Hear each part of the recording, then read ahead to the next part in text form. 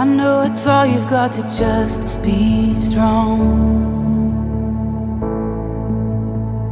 And it's a fight just to keep it together. I know you think that you are too far gone,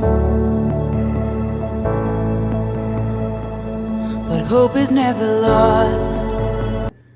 Hey guys, welcome to Coffee Talk with Tammy. I've been wanting to make a video, but been so busy and distracted with other things.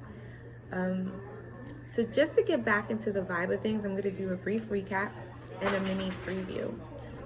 Today, this word jumped out to me and resonated with me as I was at church this morning. And the word was crazy faith. And as I do my brief recap of my last video and my mini preview, I'm going to elaborate on what I mean on crazy faith. So my last video was on, are the concepts of manifesting biblical? And yes, they are. A lot of religious people may feel differently because people who are not necessarily religious, or people who don't necessarily practice the word or know the word, practice concepts like the law of assumption, law of attraction. And because of this, people who are, Christian feel like because these people do this, they make the concepts are not biblical, and they are. The concepts derive from the Bible. And here's the brief recap. So last time I talked about in Matthew 7:7, the word says, ask and you shall receive, seek and you will find, knock on the door and it will be open to you. Where in manifesting, you put your intentions out into the universe and know that you will receive them. So the core, the heart in both these concepts is faith. And the Bible says faith without work is dead. So you can have faith, but you got to put it into action, right?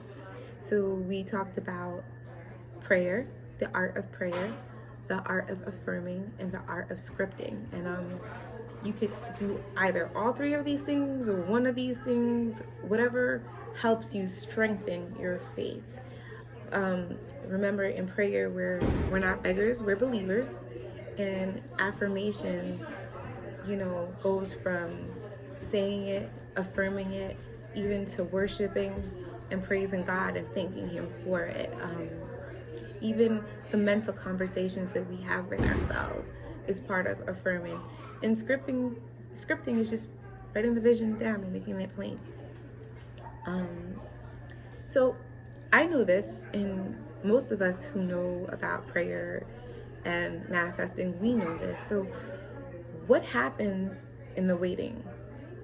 Remember in Galatians 6:9, it says, you will reap the fruit if you don't faint. So why is it that most of us are fainting before we get the fruit? It's because of the noise. It's the noise of the world. We get so caught up in the fears and doubts of others that it drains us mentally, physically, and spiritually. And that's why it's very important when you're moving and you're trying to accomplish the desires of your heart to move in silence. Not just to surprise people, but because when you're birthing something, before it's birthed, the process in birthing it is so sacred and can be destroyed if you give others access to that energy.